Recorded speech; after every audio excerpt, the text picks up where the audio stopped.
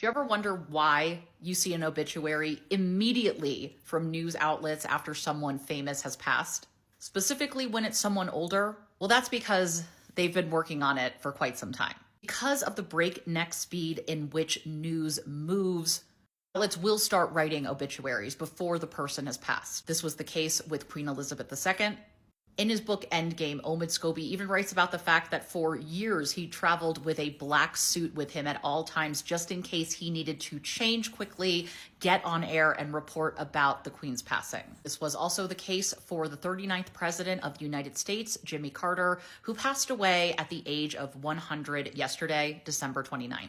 But here's what's really crazy.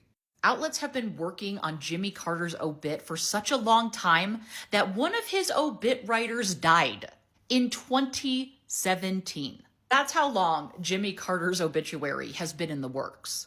I mean, this is kind of wild. Jimmy Carter only served one term as US president before losing the 1980 election in a landslide to Republican Ronald Reagan.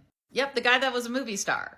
So many current problems can be traced to the Reagan presidency. It's insane.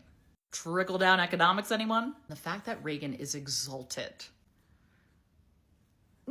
No, I don't care if he loved jelly beans. They're delicious, but he can still have been a terrible president. But Jimmy Carter did not have an easy presidency. It was a turbulent economic time, and there were several foreign policy challenges during the Carter presidency, including the Iran hostage crisis, which ended with the deaths of 8 Americans. But there was also the foreign policy triumph when he helped broker an accord between Egypt and Israel at Camp David in the US in 1978. As I mentioned previously, Ronald Reagan beat the incumbent Jimmy Carter in a landslide in 1980.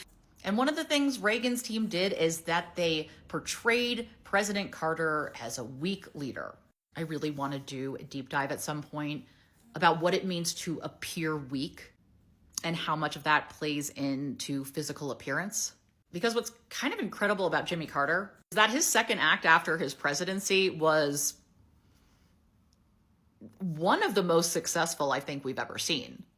He poured himself into humanitarian work. He won a Nobel Peace Prize. He really went from kind of scorned and mocked one-term president to someone who kind of reminds you what goodness and decency can look like in leaders. And that's not to say it was perfect, but man, I miss decency. Well, rest in peace, Mr. President. You made it to 100. And President Carter wanted Kamala Harris to be president so bad. But yeah.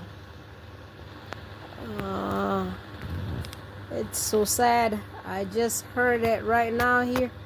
I'm also not feeling good, guys. So I'm gonna be back in a few more days. So I'm just at home resting. Yes. So this guy did a wonderful job. Has a Carter Foundation that helps people. I already told you multiple times. This guy works with worked with the Habitat for Humanity, and I believe the foundation is gonna continue to work with the Habitat for Humanity to help the poor, to help people not necessarily poor, just middle class people who cannot afford to buy homes. So they have this great arrangement for those people to purchase a home through the Habitat for Humanity. So that's the job that President Carter does. And his foundation actually also overlooks elections around the world.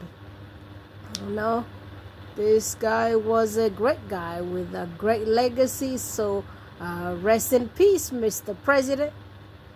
We're proud of you, proud of your achievements, proud of everything you did with your wife. Y'all both rest in peace. Actually, rest in power. Yes, sir.